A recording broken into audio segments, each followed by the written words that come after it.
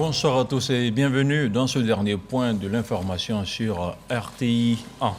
Le vice-président de la République s'est entretenu mercredi avec le président de la Banque ouest-africaine de développement BOAD. Timoko Méliès Kone a aussi échangé avec une délégation de l'Union européenne, une délégation conduite par le président de la Banque européenne d'investissement. La première dame Dominique Ouattara a présidé la cérémonie de présentation et de dédicace de l'ouvrage du journaliste Philippe Couron, un ouvrage consacré à ses discours, un ouvrage intitulé « Cela vient du cœur, Dominique Ouattara, 100 discours illustrés par des photos en 10 ans ». Plus d'une capacité d'accueil de plus de 300 apprenants, le lycée professionnel sectoriel de Yopougon a été inauguré ce jeudi par le chef du gouvernement. L'établissement va offrir des formations initiales en BTS, en BT et CAP. Sa réalisation a coûté 9 milliards de francs CFA. Merci de nous suivre sur RTI 1. Le président de la Banque ouest-africaine de développement BOAD et une délégation de l'Union européenne étaient mercredi au palais présidentiel. Au menu de la rencontre avec le vice-président de la République, la situation économique et monétaire dans l'espace UEMOA et dans le monde. Timoko Méliès Kone et ses hôtes ont aussi abordé la question de la coopération entre la Côte d'Ivoire et l'Union européenne. Un compte rendu d'Awa Touré. La troisième édition du sommet Finances en commun se tient à Abidjan du 18 au 20 octobre.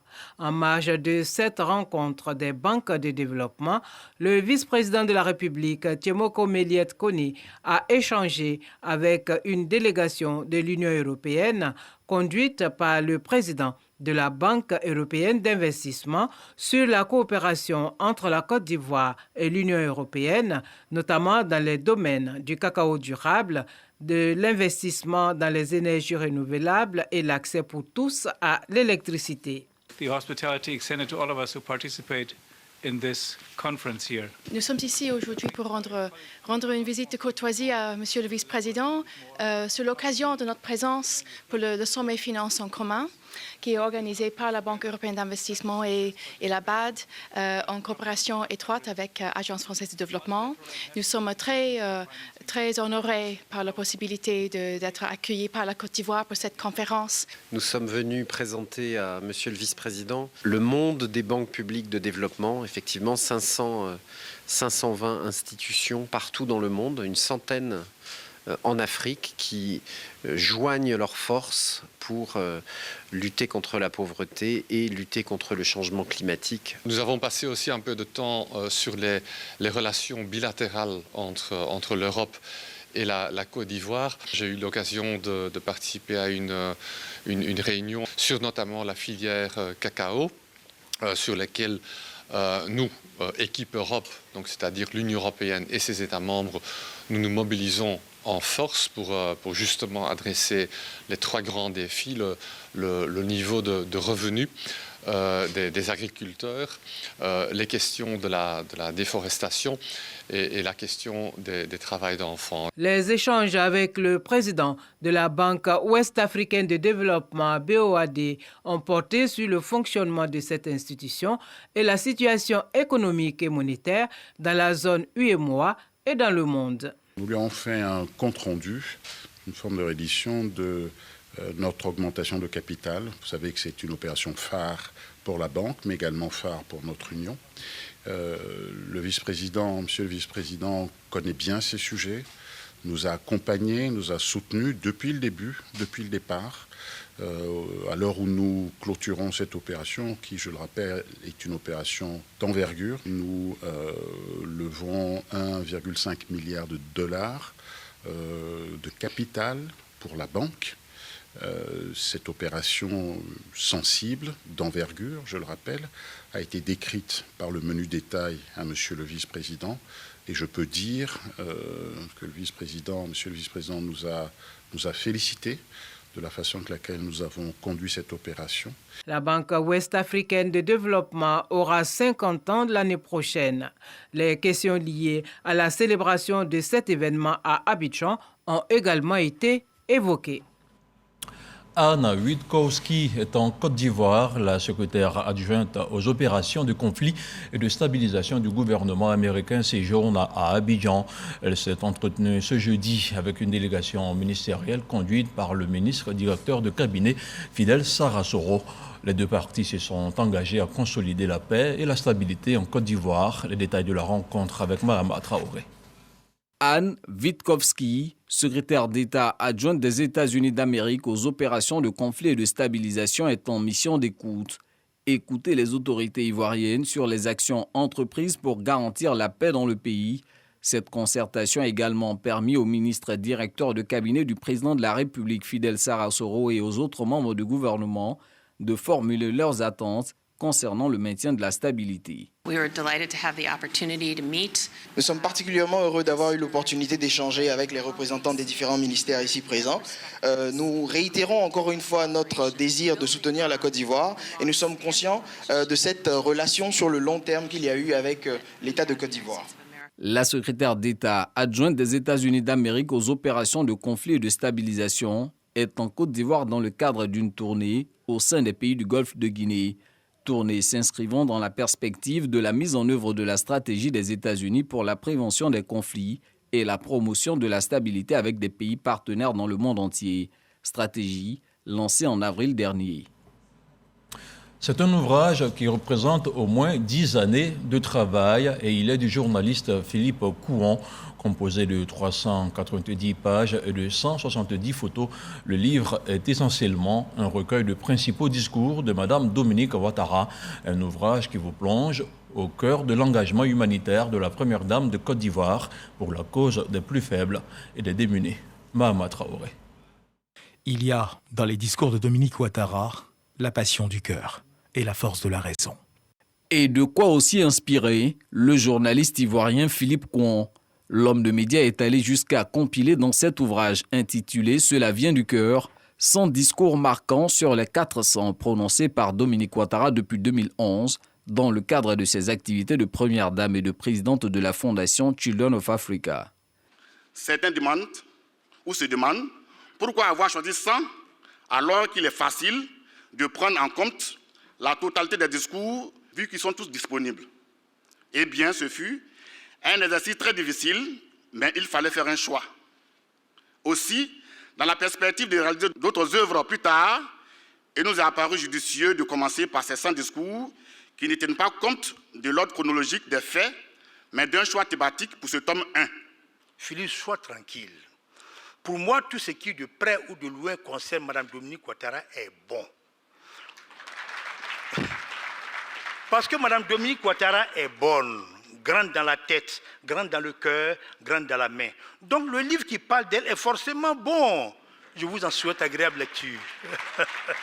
Outre les discours, ce livre de 391 pages est aussi illustré par des photos souvenirs des activités publiques de la Première Dame. La préface, elle, est signée par la ministre Anne Ouloto.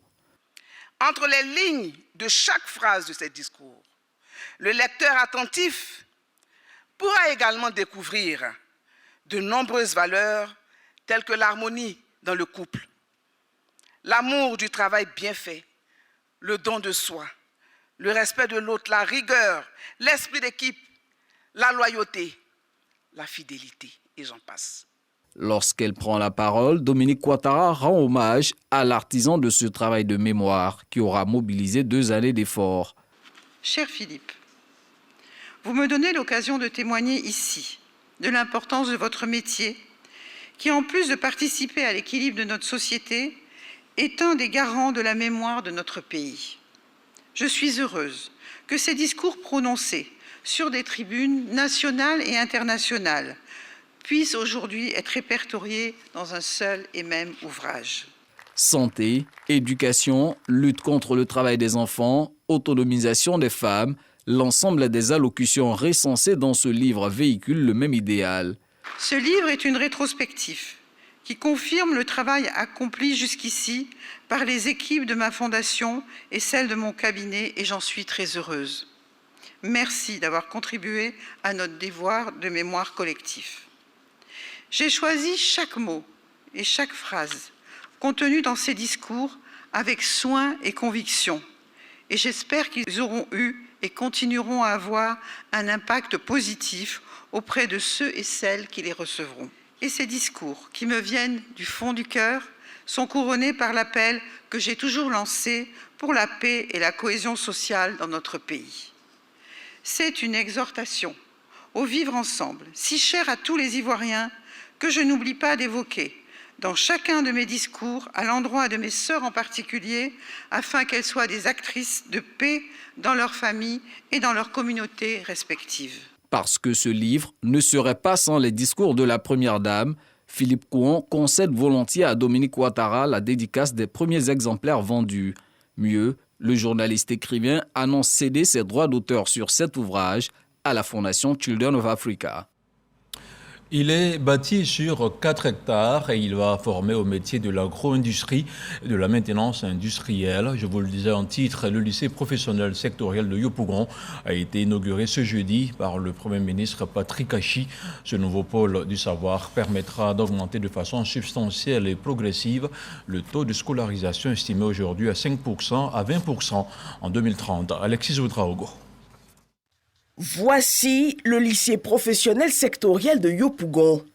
Bâti sur près de 4 hectares pour une enveloppe de 9 milliards de francs CFA apportés par le C2D, il adresse des formations en agro-industrie et maintenance industrielle. J'ai agréé à cette école parce que d'abord moi j'aime la maintenance, j'aime tout ce qui est électrique et puis j'adore l'automatisme aussi. Je veux plus évoluer en automatisme parce que toutes les industries de notre génération sont tous automatisées. Moi, je veux faire l'électricité parce que je vois que tout ce que nous consommons aujourd'hui sont à base de l'électricité. Et je vois que l'électricité, c'est un métier d'avenir et il va continuer d'évoluer. Et je veux faire partie de ces personnes-là qui vont faire évoluer cette filière. Le pays fortement engagé dans une politique d'industrialisation veut mettre à disposition un capital humain de qualité, répondant à la demande du marché en construction, mais surtout gage d'attrait des investisseurs.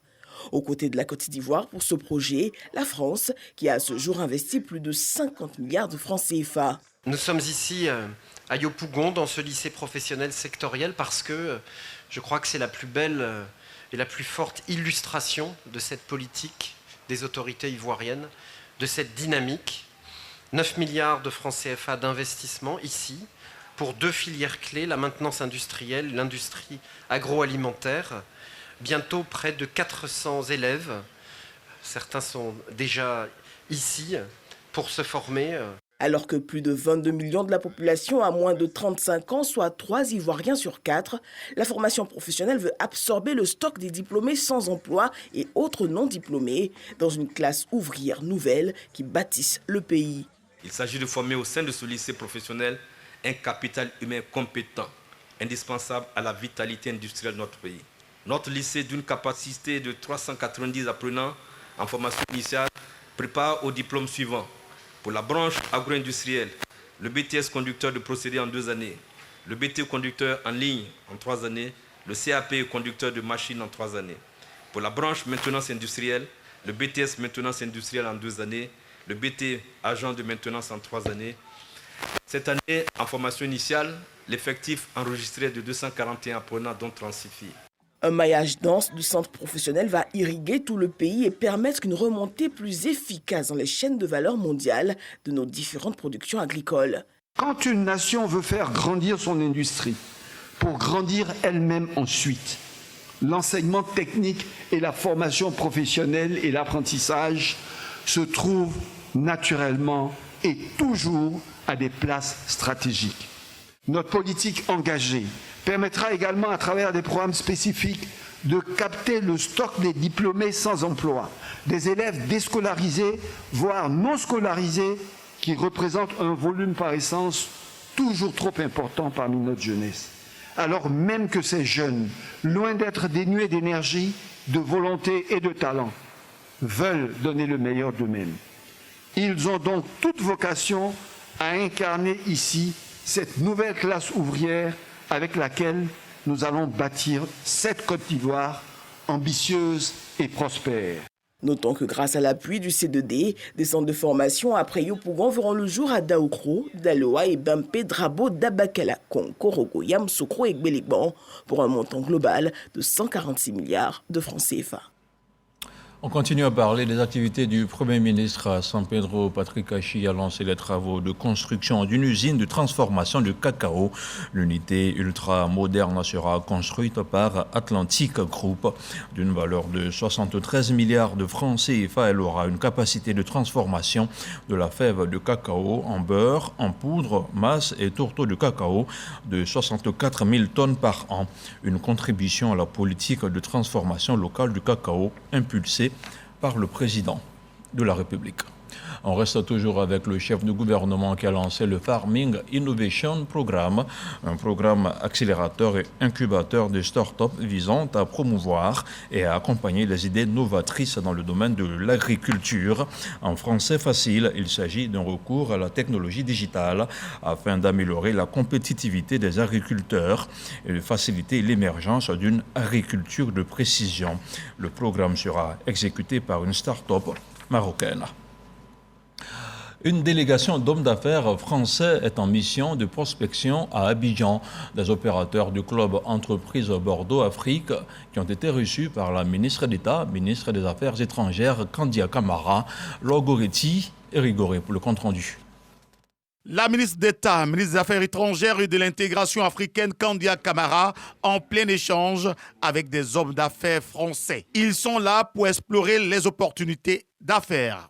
Cette délégation est conduite par Maurice Bandama, ambassadeur plénipotentiaire de la Côte d'Ivoire en France.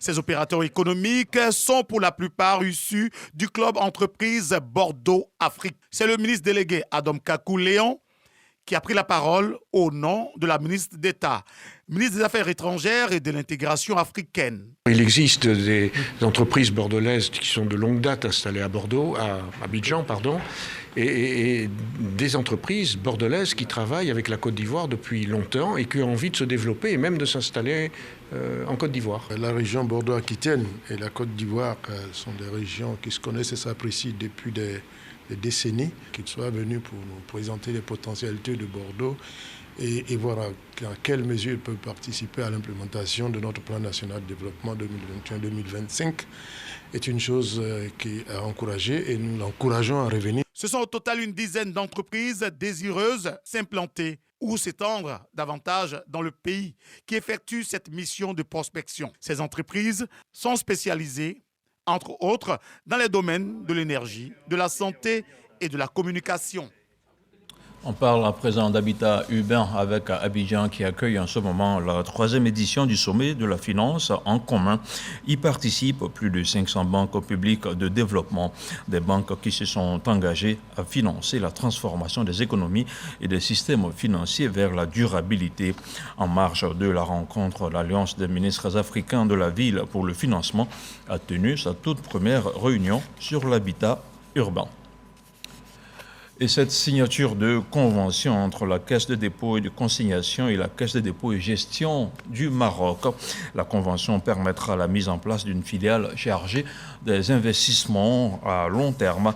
La filiale devrait démarrer ses activités avec un capital de 35 milliards de francs CFA. On en parle avec Lanciné Bakayoko. À travers cette convention, le Marocain CDG Capital apportera une assistance technique à la Caisse des dépôts et consignations de Côte d'Ivoire dans la mise en place de sa filiale, la facilité d'investissement à long terme. Cette filiale sera dotée de 35 milliards de francs CFA via des décaissements progressifs sur un prêt de 100 milliards mobilisé par l'État de Côte d'Ivoire auprès de la Banque mondiale. Être un peu votre conseiller financier nous honore dans cet exercice-là. Nous allons puiser effectivement non seulement dans notre expérience, mais aussi partager avec vous ce qu'on a pu faire jusqu'à présent, essayer effectivement faire en sorte que cette convention en fait, qui nous oblige à tirer le meilleur pour pouvoir vous aider à réaliser vos objectifs. Cet accompagnement de CDC Capital va permettre notamment l'élaboration de la note de structuration de la filiale de CDC Côte d'Ivoire. Cette filiale aura deux objectifs. Le premier, améliorer l'accès des startups et des jeunes PME au financement de préamorçage, d'amorçage et de capital risque. Le deuxième, aider les grandes entreprises opérant dans les chaînes de valeur agricole. Notre objectif, c'est que la filiale soit opérationnelle à partir de juin 2023, c'est-à-dire avoir fait tous les recrutements et que la filiale puisse commencer donc ses investissements à partir de juin 2023. Les 35 milliards donc, de francs CFA, je pense qu'on a de quoi faire avec ça dans un premier temps. Les deux parties signataires se sont engagées à rendre efficace l'outil de développement créé par la Côte d'Ivoire. Agriculture à présent avec les acteurs de la chaîne de valeur de l'ananas qui se sont réunis à Grand Bassam. 48 heures durant, ils ont planché sur le problème qui mine le secteur.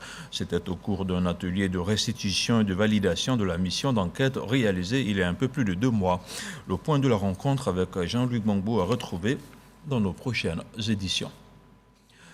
La première édition d'Abidjan Border Forum a refermé ses portes ce jeudi, organisé par la Commission nationale des frontières de Côte d'Ivoire. Le forum a enregistré la participation de plusieurs délégations de pays étrangers. Pendant donc 3 jours, ils ont échangé autour du thème frontières et sécurité collective. Un reportage d'Angela Diallo, commenté par Sidonie Davila. Pendant 3 jours, Abidjan enregistre la présence d'une dizaine de pays africains à l'occasion de la première édition d'Abidjan Border Forum. Ce forum pour discuter des questions en rapport avec la sécurité frontalière. Aux préoccupations posées sur la criminalité frontalière, le terrorisme et la vulnérabilité des populations des zones frontalières, quelques recommandations. Renforcer la coordination entre l'UA, les organisations sous-régionales et les États. Sensibiliser davantage les pays membres de l'Union africaine pour une ratification rapide de la Convention de l'Union africaine sur la coopération transfrontalière. Le commissaire général du Forum se réjouit de la réussite de cette première édition. Nous sommes pleinement convaincus que nos espaces frontaliers constituent pour nos pays l'un des points essentiels de la garantie de la sécurité, de la paix. Nous prenons l'engagement devant vous d'œuvrer à travailler dans ce sens afin qu'Abidjan devienne réellement la capitale des frontières africaines. Amadou Koulibaly, ministre de la Communication et de l'économie numérique, représentant le Premier ministre Patrick Achi, salue cette initiative de la Commission nationale des frontières de la Côte d'Ivoire. Les conclusions que nous avons reçues seront transmises. Tous ces engagements de toutes les autres parties prenantes ne peuvent avoir de sens s'il n'y a pas au début un engagement du gouvernement ivoirien avec à sa tête donc le président de la République, donc qui a une vision sur les questions donc de gestion des espaces frontaliers. Lors de cette cérémonie, 5 distinctions ont été remises. Le prix du meilleur acteur frontalier, le prix de la meilleure organisation transfrontalière, le prix de la meilleure organisation coopérative féminine aux frontières, le prix spécial du jury et le prix de l'invité spécial. On se rend maintenant à Port-Louis où il se tient la triennale 2022 de l'ADA, entendez par là l'Association pour le développement de l'éducation en Afrique. Dans la capitale mauricienne, les participants entendent promouvoir le programme de développement de l'Afrique grâce à des systèmes d'éducation et de formation résilients. La ministre de l'Éducation nationale et de l'alphabétisation, Maria Toukone, participe à la rencontre. Vous retrouverez le compte-rendu de notre envoyé spécial Mamadou Kouassi à Maurice dans nos prochaines éditions d'information. Éducation toujours dans la localité de Mbengue, la scolarisation de la jeune fille se retrouve menacée par les grossesses précoces et le phénomène des mariages forcés, une situation qui interpelle les élus de la localité. Et pour juguler le phénomène, le député maire Ali Kader Koulibaly vient de lancer une série d'échanges avec les jeunes élèves de la ville. Nous Sangaré, de Madongui, Konepa Gassoro. Les grossesses précoces sont l'une des préoccupations majeures des populations de Mbengue, localité située dans la région du Poro. Il y a des parents arrivés à un certain âge, ils ne contrôlent plus les sorties. Quand l'enfant vient, il dit « Ah, moi, je dois aller étudier ». Ils ne demandent pas « Ah, tu dois étudier avec qui ?» L'enfant rentre à 22 ans, ils ne vont pas demander où il est quitté. Les élèves elles-mêmes aussi, elles exagèrent en voulant tout avoir comme le matériel. Elles veulent avoir plus que ce que les parents ont avec la facilité. Pour pallier cette situation qui gangrène le système éducatif, le député maire Ali Kader Koulibaly a opté pour une rencontre d'échange avec les jeunes filles, intitulée « Dialogue entre père et fils ». La rencontre a permis à Ali Kader de proposer des pistes de solutions en vue d'assurer le suivi des jeunes filles en difficulté. En attendant de trouver des solutions définitives, nous avons proposé que par établissement, elle puisse créer le club des filles conscientes.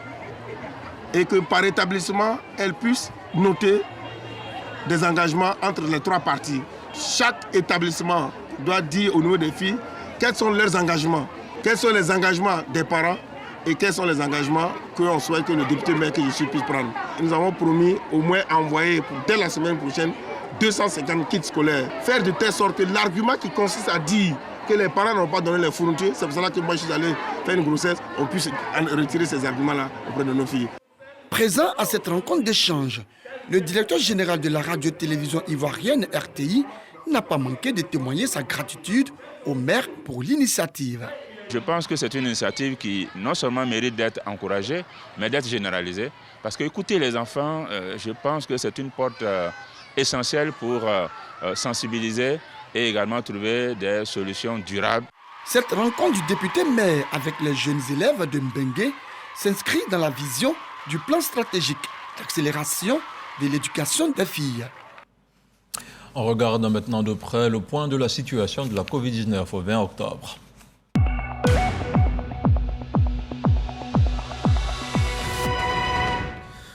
Le ministère de la Santé, de l'Hygiène publique et de la couverture maladie universelle a enregistré ce jeudi 20 octobre 2022 19 nouveaux cas de Covid-19 sur 311 échantillons prélevés, soit 6,1% de cas positifs, 27 guéris et 0 décès.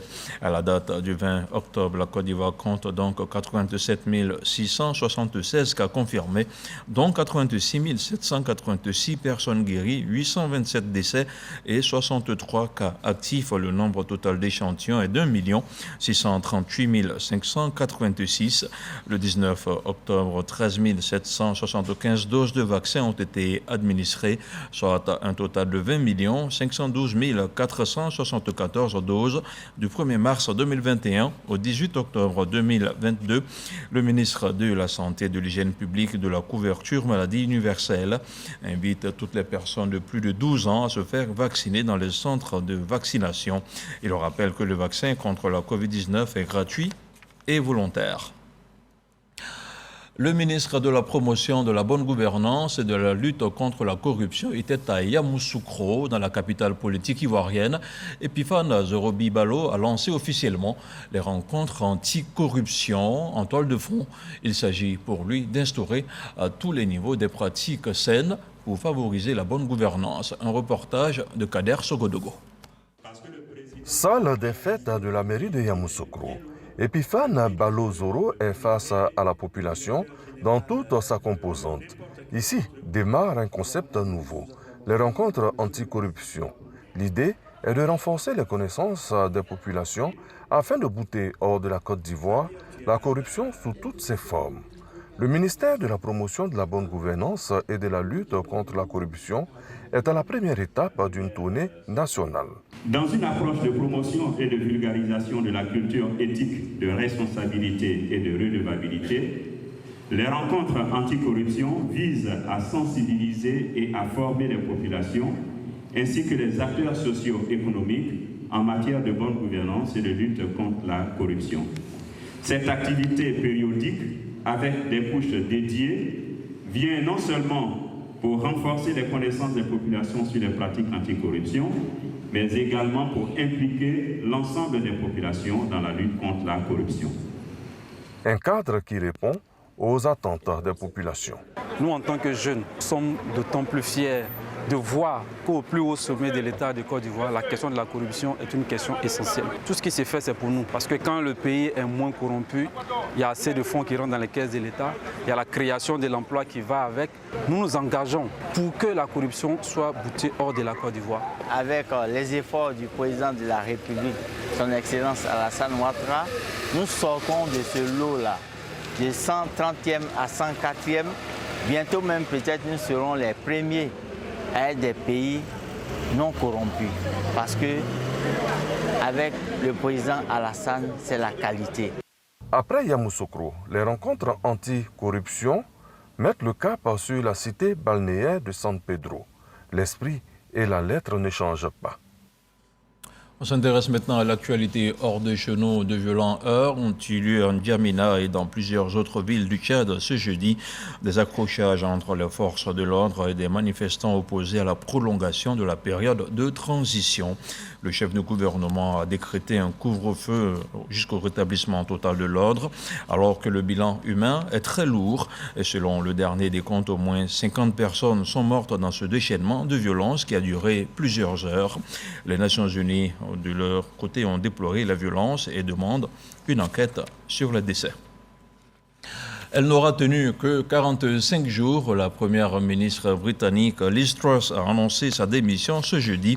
Sa démission intervient après des semaines de calvaire pendant lesquelles elle a fait face à une avalanche de critiques depuis son entrée au 10 Downing Street le 6 septembre dernier. En cause, son premier budget qui a fait tanguer son début de mandat en prévoyant des caisses d'impôts pour les plus riches et des nouvelles dépenses partiellement financées pour lutter contre la crise énergétique. Sous la pression des marchés financiers et des élus conservateurs, l'ancienne députée du Norfolk avait dû abandonner la majeure partie de son plan et limoger son ministre des Finances, Kwasi Kwarteng. Ce journal est terminé. Demain, retrouvez à 6h30 Régis Kofi pour un nouveau point d'information. Bonsoir et bonne nuit.